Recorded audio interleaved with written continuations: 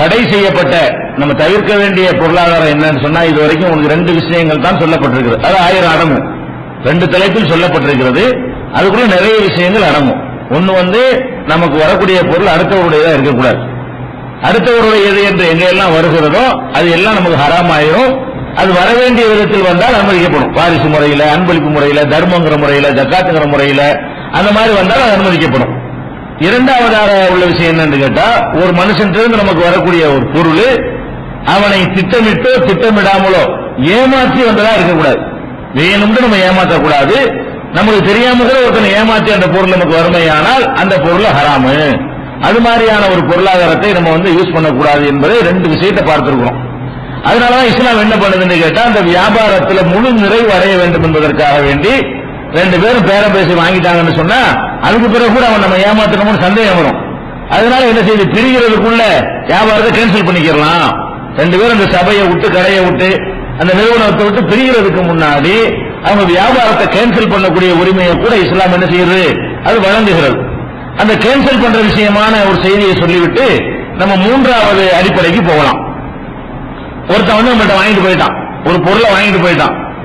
வாங்கிட்டு இடத்த காலி பண்ண உடனேயே அவனுக்கு அந்த பொருள் சொந்தமாயிரும், காசு நமக்கு சொந்தமாயிரும், வியாபாரம் முடிஞ்சு விட்டது. இனிமே அவன் ரிட்டர்ன் கொடுத்தா வாங்க தேவையில்லை நம்ம, ஏன்னா அவன் நிபந்தனை இல்லாம வாங்கிட்டு போயிட்டதுனால. ஆனால் ஒரு நல்ல ஒரு சிறந்த நிலையை ரசூல் ஸல்லல்லாஹு அலைஹி வஸல்லம் சொல்றாங்க. ஒருத்தன் விளங்காம வாங்கிட்டு போயிட்டான், கண்டிஷன் போடவே இல்லை, நல்ல பொருள் வாங்கிட்டு போயிட்டான். அதை விட உனக்கு தேவை வருது, நம்மகிட்ட கெஞ்சுவான் ஒரு வியாபாரத்தை, தெரியாம வாங்கிட்டாங்க. அப்ப சட்டப்படி நம்ம அதை ஏத்துக்கிற தேவையில்லை, முடியாது, வாங்கினதுதான். வித்தான்னு சொன்னால் மார்க்கெட்டில் பாவம் கிடையாது. நம்ம ஒருத்தர் வித்து விட்டோம், அவன் வாங்கிட்டான், போயிட்டு திருப்பி கொண்டு வந்தானே, ஆனால் இடத்தை விட்டு பிரிகிறதுக்கு முந்தி கொண்டு வந்தா அது ஒரு கணக்கு, கேன்சல் ஆக்கிடலாம். போயிட்டு திருப்பி கொண்டு வந்தானே, ஆனால் அப்ப நம்ம வாங்க மறுத்தால் மார்க்கத்தில் குற்றம் இல்லை.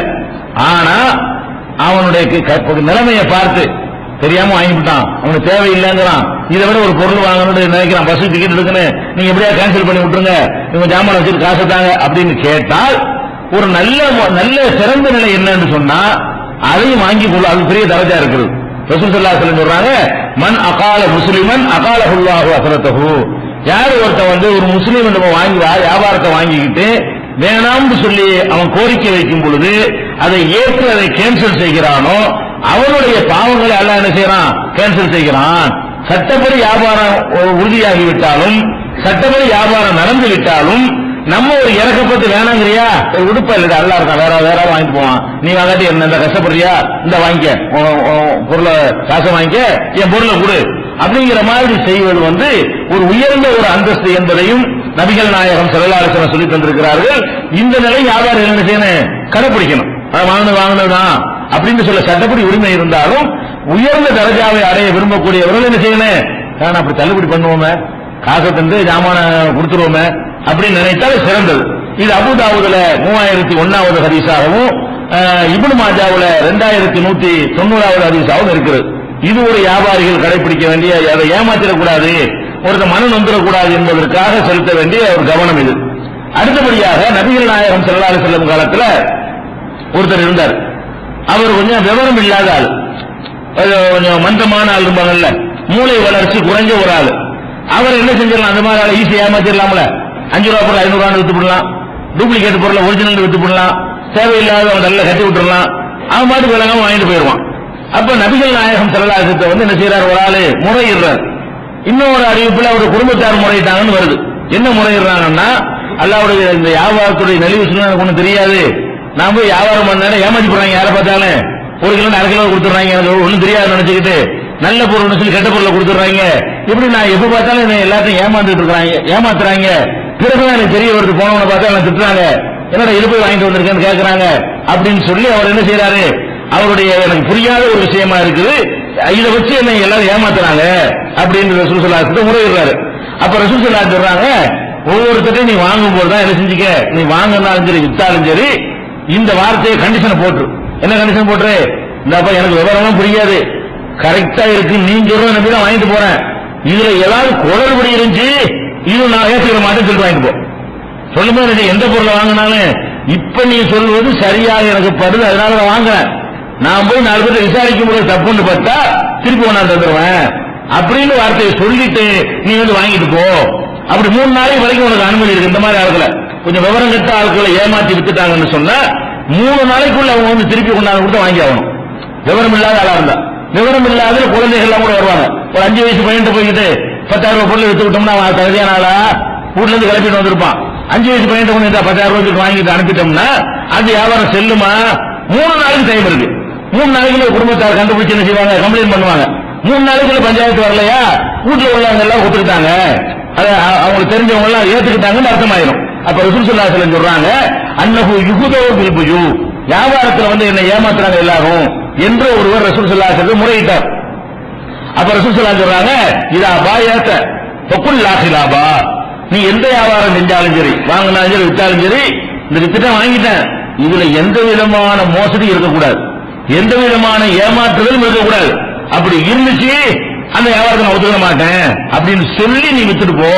அதை கண்டிஷனை போட்டேன்னா என்ன ஆயிரும், கண்டிஷன் போட்டா உடனே கேன்சல் பண்ண அவசியம் கிடையாது. அந்த கண்டிஷன் ஒத்துக்காட்டு வாங்காத, இந்த கண்டிஷன் ஒத்துக்கிட்டா வாங்கு அப்படின்னு சொல்லி ரசூல் ஸல்லல்லாஹு அலைஹி வஸல்லம் சொல்லிட்டு, இது புகாரியில 2117, 2407, 2414, 6964 ஆகிய ஹதீஸ்ல பதிவாயிருக்கிறது. இது ஒரு இந்த விவரம் இல்லாதவர்கள் தெரிந்து ஏமாத்தி வாங்குறது கூடாது.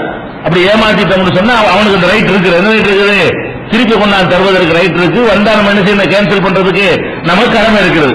இன்னொரு அறிவிப்பில் என்ன வருதுன்னா, சும்மா அந்த ஃபீகுல் ஸலாத்தின் இப்தாஅஹா பில் ஹியாரி ஸலாஹலையாலின், அந்த மனுஷத்தை சொல்றாங்க, இதுக்கு பிறகு நீ எந்த வியாபாரம் பண்ணாலும் சரி, இந்த மாதிரி சொல்லிட்டு நீ வியாபாரம் பண்ணினால் 3 நாள் வரைக்கும் என்ன செய்யலாம், நீ அதுக்கு 3 நாளைக்கு உள்ள அதை கேன்சல் பண்ணிக்கலாம். 3 நாள் கடந்த பிறகு போய் கேன்சல் பண்ணக்கூடாது. நீ யார்கிட்ட விசாரிக்கணுமோ, சொந்தக்காரர்களை கேட்கணுமோ, அதெல்லாம் 3 நாள்ல முடிச்சுட்டு பாத்துட்டு இந்த பொருள் கூட வாங்கிருக்காங்க, சரிதானாங்க, 10 ரூபா சொன்னாங்க, கரெக்ட் தானா, இது நல்ல பொருள் தானே, உழைக்குமான்னு கேட்கணும். இல்ல உழைக்காதுன்னா நீங்க போய் நம்பி திருப்பி கொடுத்துடணும். திருப்பி கொடுத்தா அந்த வியாபாரி வாங்கிக்கணும். இந்த மாதிரி ஆட்களா இருந்தால், விவரம் இல்லாத இந்த மூளை வளர்ச்சி இல்லாதவர்கள், அறகுறையா உள்ளவர்கள், அறவெட்டு மகள், அந்த மாதிரியான ஆட்கள், குழந்தைகள், குழந்தைத்தனமாக இருக்கக்கூடிய பெரியவர்கள், அல்லது வயசான காலத்திலையும் இப்படி சில ஆளுங்க இருப்பாங்க, நல்ல விவரமான ஆளா இருப்பாங்க. ஒரு 85-90 ஆகும், ஒன்னோட ஒண்ணாயிரம், ஒரு பொருளுடைய மதிப்பும் தெரியாது, ஒன்னும் தெரியாம ஏமாறக்கூடிய ஆட்களா இருப்பாங்க.